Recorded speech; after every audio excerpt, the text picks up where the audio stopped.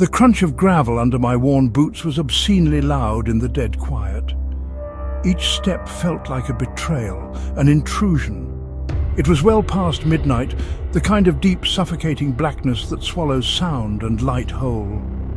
The only illumination came from a sickly crescent moon that kept playing hide-and-seek behind fast-moving, ragged clouds, casting shifting, skeletal shadows across the landscape. The graveyard.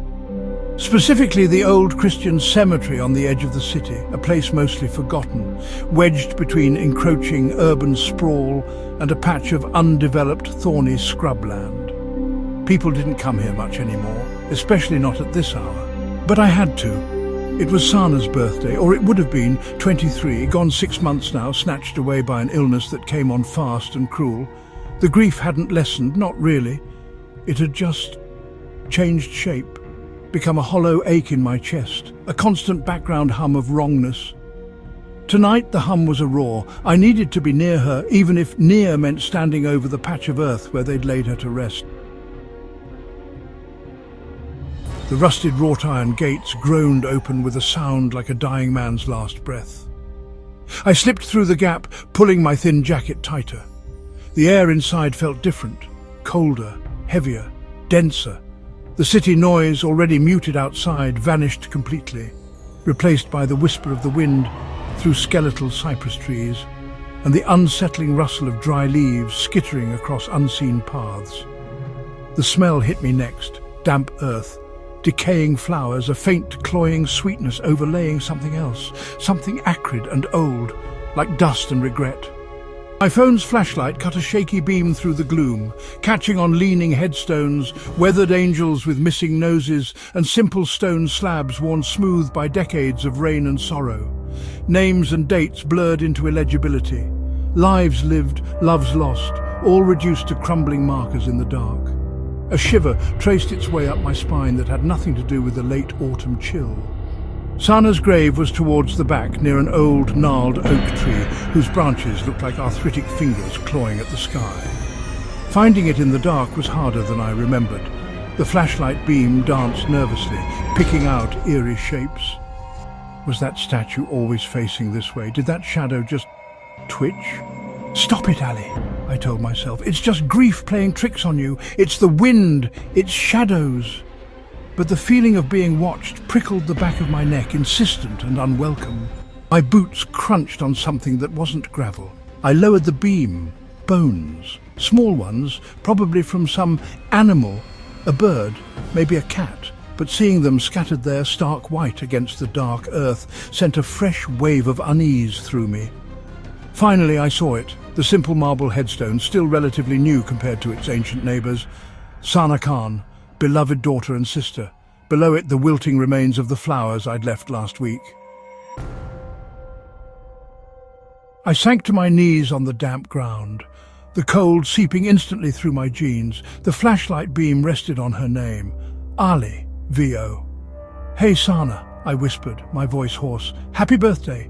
Tears pricked my eyes, hot, stupid tears. "Ali, V.O., I miss you so much. Everything's quieter now, too quiet." I choked back a sob.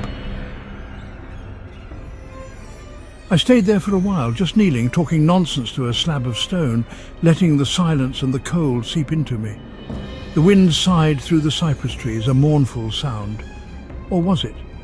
Sometimes, just for a second, it almost sounded like voices. Faint, indistinct whispers carried on the breeze. I shook my head, trying to clear it. Imagination, stress, lack of sleep. Then I heard it, not the wind, not my imagination. Tap, tap, tap. It was soft, rhythmic, coming from somewhere off to my left, deeper into the older section of the cemetery. Tap, tap, tap, like fingernails on stone. My heart gave a painful lurch. I slowly, deliberately turned my head, sweeping the flashlight beam in the direction of the sound. It caught on a row of crumbling mausoleums, their stone doors dark, gaping holes. The tapping stopped the moment the light hit the area. Silence descended again, heavier than before.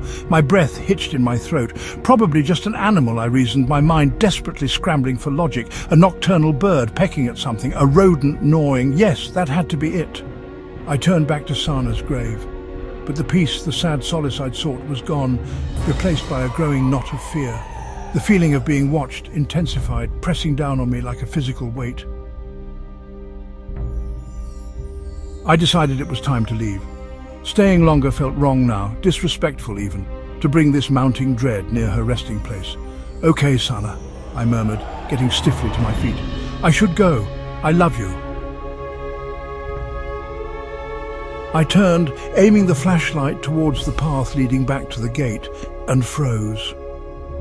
Down the path, maybe 50 feet away, just at the edge of my flashlight's beam, stood a figure. It was tall and unnaturally thin, draped in what looked like ragged, dark cloth. It was perfectly still, partially obscured by the drooping branches of a weeping willow. I couldn't make out any features, just the silhouette against the slightly less black darkness beyond. It hadn't been there a minute ago. I was sure of it. My blood ran cold. Every horror movie cliché, every ghost story whispered late at night crashed into my mind. This wasn't grief, this wasn't imagination. "Hello?" My voice was a pathetic squeak. No response. The figure remained motionless. Was it facing me? I couldn't be sure, but I felt its attention like a physical touch. Cold and malevolent. Okay, rational thought. Maybe it's another mourner? A groundskeeper working late? No, not at this hour, not dressed like that, not standing so unnervingly still.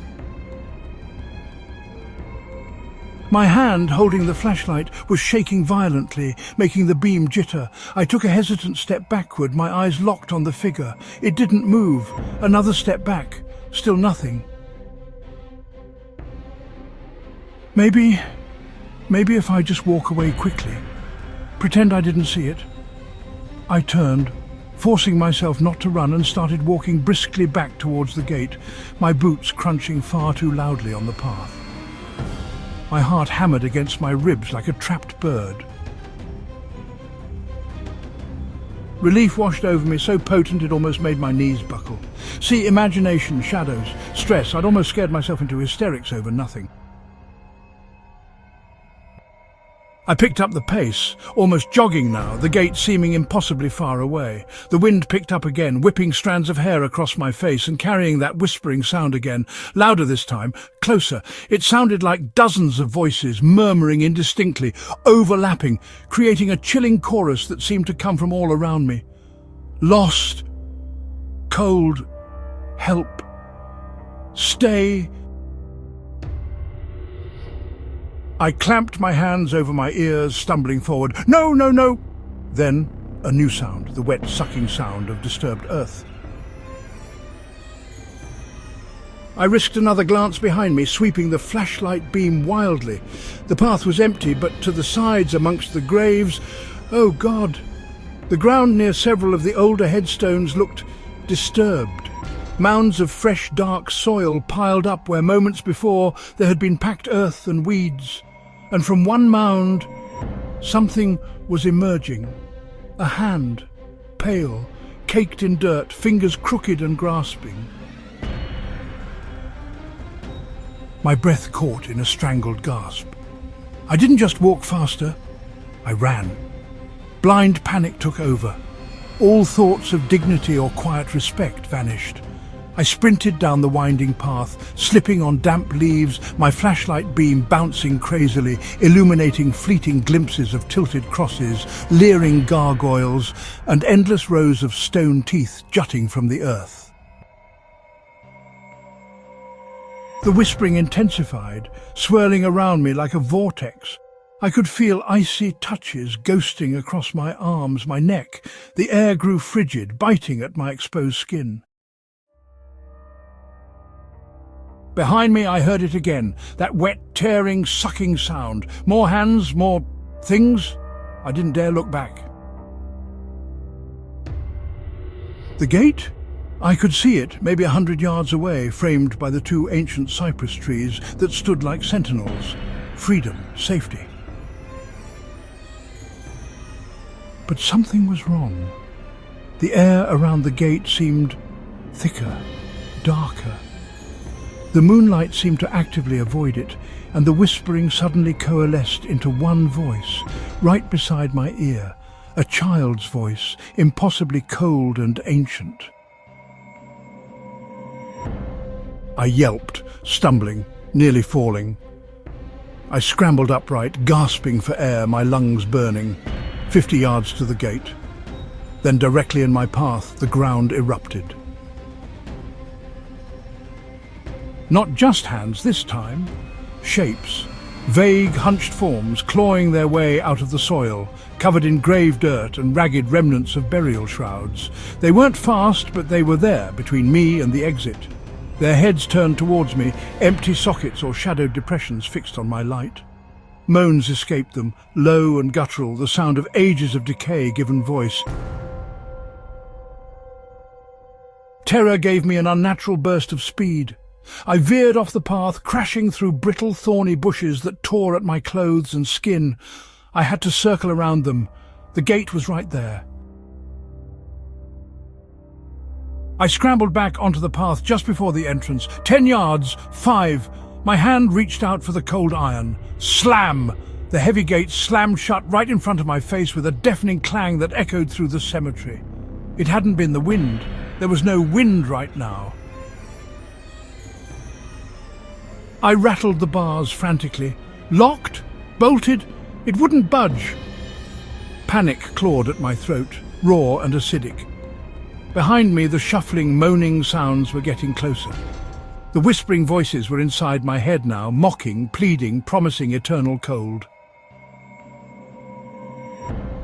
I turned, pressing my back against the cold, unyielding iron of the gate. My flashlight beam shook uncontrollably, catching glimpses of lurching figures shambling towards me from between the graves. The tall, thin figure I'd seen earlier stood amongst them, seemingly directing them, its featureless head tilted slightly. More hands were pushing up through the gravel path itself, reaching for my ankles. This was it. This was how it ended. Trapped, surrounded by the restless dead in a forgotten graveyard, all because I missed my sister, Sana. Tears streamed down my face, hot against my icy skin. I sobbed. And then, a flicker. Near her grave, a brief, soft pulse of light, almost like a firefly, but warmer. Just for a second. Was it real, or was my mind finally shattering? I didn't care.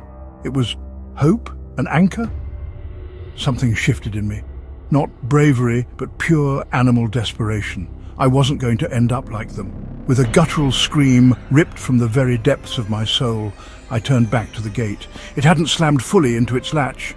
There was a tiny gap, maybe half an inch near the bottom hinge. Ignoring the cold touches plucking at my clothes, the moans drawing nearer, I dropped the flashlight, plunging myself into near-total darkness, save for the sliver of moon, and threw all my weight against the gate, focusing on that bottom corner. Metal groaned in protest. My shoulder screamed.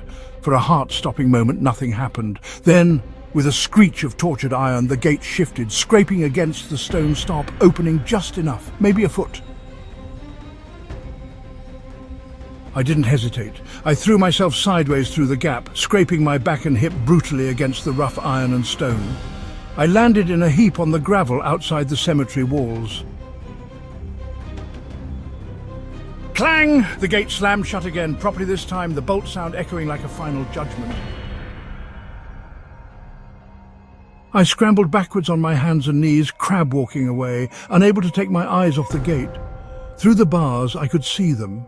The figures crowded just inside, their vague shapes pressed against the iron, reaching, moaning in frustration.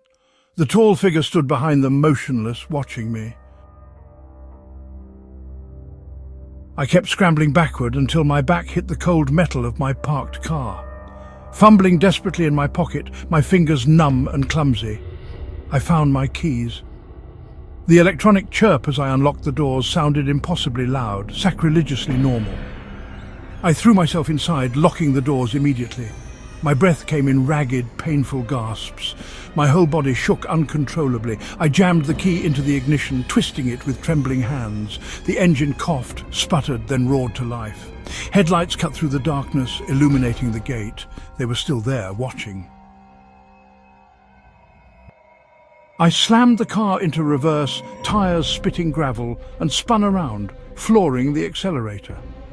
I didn't look in the rearview mirror. I couldn't.